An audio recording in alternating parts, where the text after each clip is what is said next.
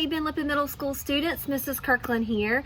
Last week we learned that we're not going to be returning to campus for the remainder of the school year. And I don't know about y'all, but for me that was some pretty tough news. I miss my coworkers, I miss all of you, and I imagine that you're missing your friends, you're missing your teachers, you're missing laughing in between classes and the lunchroom and PE and all that being on campus entails.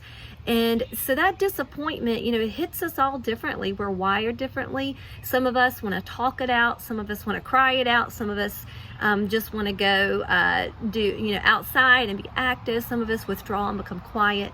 But regardless, we're all facing this disappointment, and it's important that we move through disappointment in a way that's healthy and helps us grow rather than getting stuck and bogged down in it. And so today I'm going to give you some ideas on how you can do that, how you can process these feelings of disappointment and the reality that we're not going to be back on campus for the remainder of the school year. So I'm going to go through the 4 areas that we've been looking at, which is your spiritual well-being, your relational well-being, your mental, emotional well-being, and your physical well-being.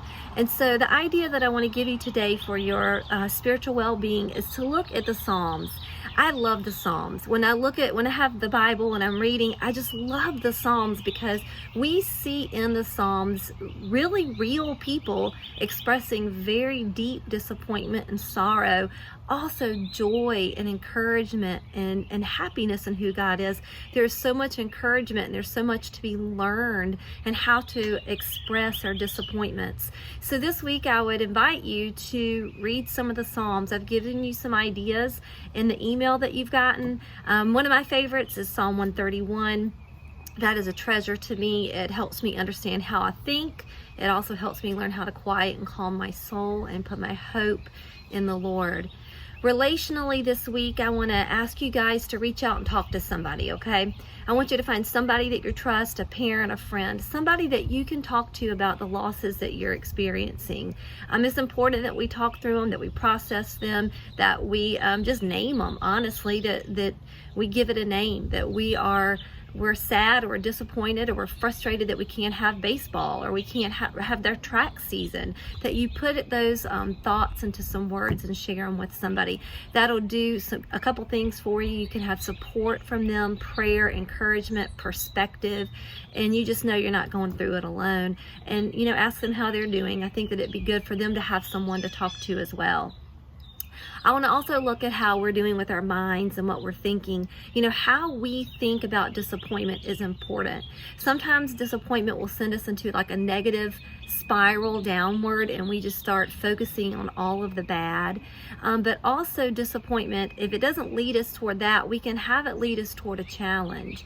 And this is what I want to help you guys with, is to give you an idea, okay? Instead of letting disappointment lead you toward the question why, let it lead you toward the question how and who. And this is what I mean. When I'm disappointed, a lot of times I naturally think, well, why did this happen? Why is this going on? And you may be having some of those same things. And I have to discipline my mind and shift my thinking to get out of that why mindset into a how and a who mindset. In other words, how can I be different from this? How can I grow from this? How can I become a better person through this? How can I serve God through this? How can I grow? And then to the who mindset of who needs me right now? Who can I reach out to? Who also is going through a hard time and could need a friend?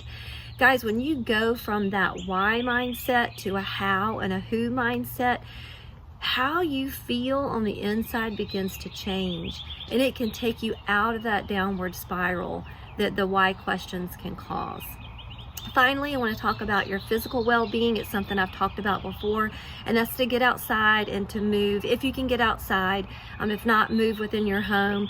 But you need to have movement. Your body needs to be moving. Whenever we're disappointed, we have a lot of emotions, and sometimes if those become anger and frustration and fear and anxiety, we have additional hormones that are pumping through our body, and those need to be worked out and processed through. So get out and move. I know some of y'all don't like getting out and moving and exercising, so set a goal for 5 minutes. Just get out and move for 5 minutes. That's better than nothing. All right, so that's a little bit that I wanted to offer you this week on just how you can work through and process this disappointment of not being able to get back on campus. Love you guys. I'll be back next week. I look forward to it.